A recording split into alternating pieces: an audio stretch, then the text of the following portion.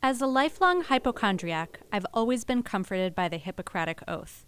So I was less than thrilled to learn that doctors are under increasing pressure from state legislatures, industry, and other groups to break that oath by withholding key pieces of information from their patients. Here are 5 things that, depending on where you live, your doctor could be keeping from you. Number 1.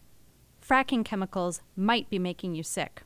Many of the chemicals that oil and gas companies are pumping into the ground during the hydrofracking process are known carcinogens or neurotoxicants. Pennsylvania recently passed a law requiring companies to disclose the ingredients of proprietary fracking fluids to doctors who can show that a patient may have been exposed, so long as the doctor signs a non-disclosure agreement. State officials say the info can be shared with patients, but the law itself contains no such guarantee. Number 2. Your fetus has a serious anomaly. 14 states forbid parents from suing doctors who withheld information that might have caused them to seek an abortion. Number 3. The gun in your house may get you shot.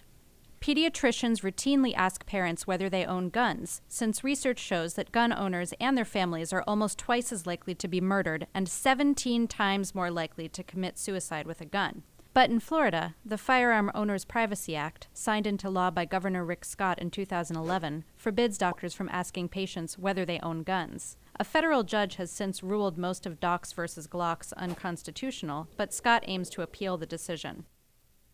Number 4. There's a cheaper and safer drug than the one I prescribed for you.